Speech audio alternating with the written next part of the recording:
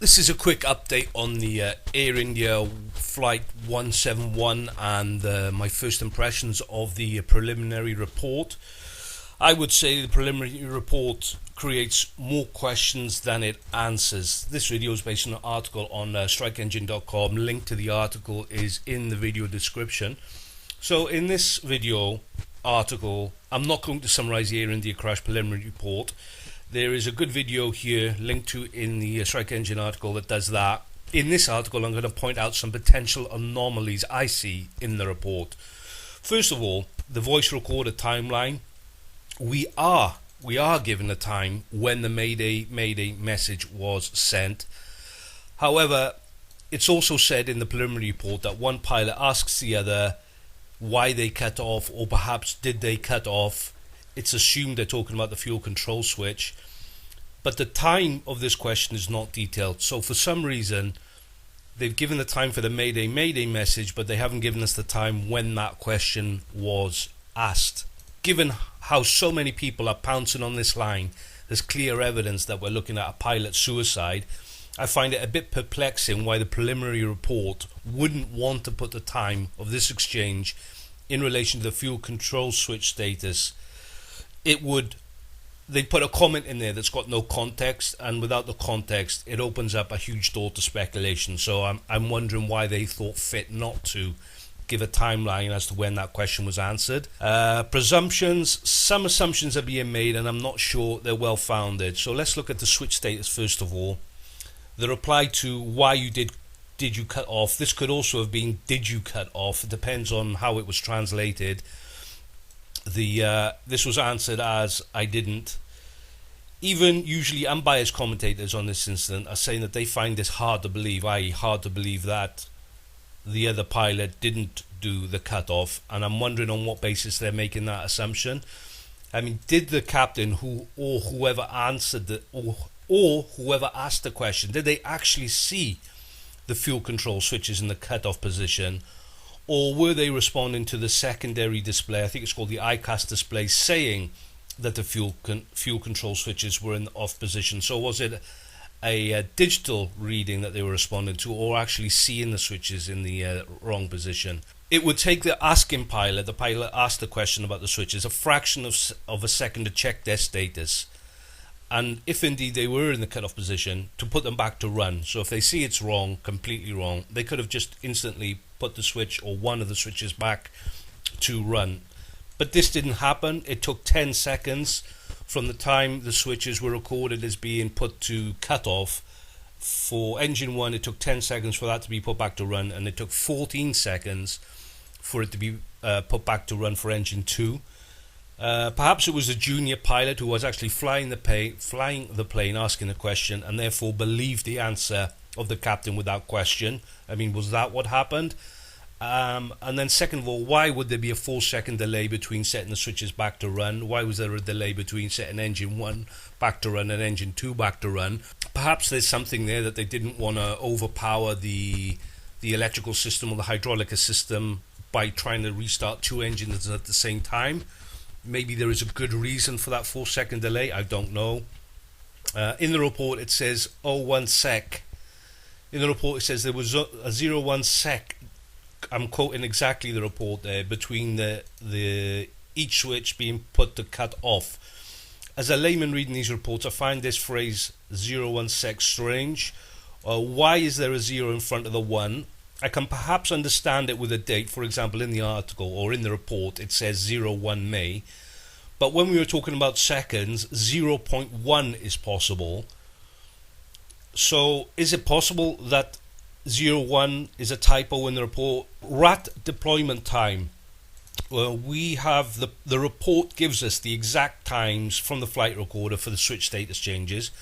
We even have the time that the RAT started supplying hydraulic pressure, I mean down to the second. But for some reason the report appears to be relying on grainy CCTV footage to identify the time that the RAT was actually deployed. I find this very strange. Is the RAT deployment, the initial instruction for the RAT to be deployed, not recorded in the flight recorder? If so, why? And if it is recorded on the flight recorder, why haven't they found fit to publish the time when the RAT was deployed in the report? Again, I find this very strange. Rat deployment, the timing. In Jeff Ostrov's video, he gives the time of rat deployment time as being the same as the switch is being set to cut off. To manually deploy the rat, the button is located above the pilot's head, and apparently this button needs to be pressed for 1 second before the rat is deployed. So realistically, the rat needed to be activated before the switches changed status, i.e. if the rat was activated at the same time as the fuel control switches were changed to cut off, then the rat would have had to have, if it was deployed manually, that button would have need to have been pressed 1 second before the fuel cutoff switches were, well, the fuel control switches were changed.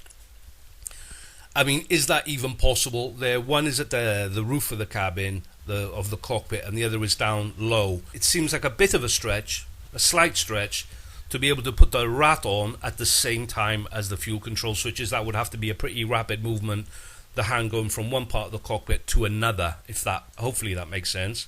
And then right here, so the rat needed to be activated before the switches changed status, and yet one pilot asked the other about the switches and not why they were deploying the rat. Or perhaps they thought the hand going up to the top of the cockpit, they were doing something else. And then we've got another possibility with the rat, that it did deploy automatically. And if the rat deployed it automatically, then why did it do so? What did the system see that it thought that it needed to deploy the rat? Other interesting things about Air India 171. But I should add the following things could have been altered in the impact, i.e. the position of things could have changed in the impact. The flight data recorder said the throttles were on takeoff thrust for the full flight, yet the levers were in the idle position in the aircraft in the wreckage. How easy are those throttles to move? The flaps lever was in the position recorded by the FDR, the flight data recorder. Is the flaps lever harder to move than the throttles? Maybe it is. The fuel control switches were in the run position at the time of impact, and this was recorded by the FDR. And the landing gear switch was partially moved forward, and the flight data recorder said the gear was down, yet the video footage potentially shows the gear partially raised. I think this asks a question. There appears to be a discrepancy between the FDR and the position of the landing gear. I think some people or some experts are saying that the angle of the landing gear wheels suggests that they were given the instruction to raise, but the flight data recorder said nothing. Well, at least from the preliminary report is saying that instruction was never given, so that is a little bit of a mystery there. More questions than answers. I'm not sure if the preliminary report has made things clearer. Many pieces of information have been given that have no context. For example, voice recordings without a timestamp. It's almost like an IKEA instruction booklet, but with the stages jumbled. I would have thought, with so much speculation surrounding the incident, that the report would have gone above and beyond to ensure it clarified the situation rather than muddy it. But that doesn't seem to have happened, at least from my position as a layman. Perhaps there are things in the voice reporting that make it abundantly clear what had happened, and this prelim report is softening people up for the shocking conclusion, i.e. if you listen to the tone, the other things that are happening in the cabin, maybe it's obvious what happened. Maybe the pilot suicide theory is right, and they're just opening the door so people are preparing people for this conclusion. So, clarification of the Air India report, in my opinion, until the voice recording is released with a timeline versus the FDR, everything is going to be speculation, basically. We need to know what was said, when it was said, and how it was said. It seems clear at least one of the pilots knew or read that there was an issue with the fuel control status, but we don't know why. Was it a physical indication, i.e. they saw the switches, or did they read it on a screen that the switches were in the cutoff position? Was there any comment made about the rat deployment in the cabin, or was it automatic? If it's automatic, the narrative about a suicide pilot probably goes out the window completely.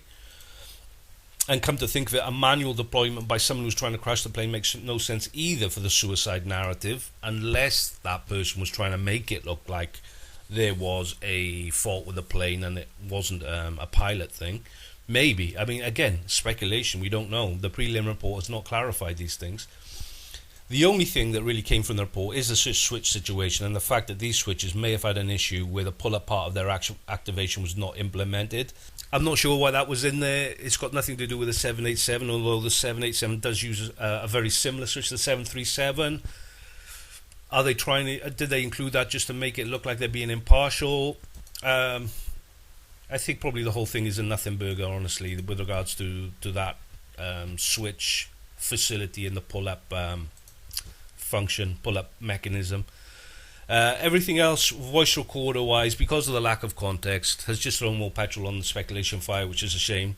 Guys, that's the video. If you want more updates, subscribe to the Strike Engine newsletter, subscribe to the YouTube channel. That's it for now, and I'll see you again next time.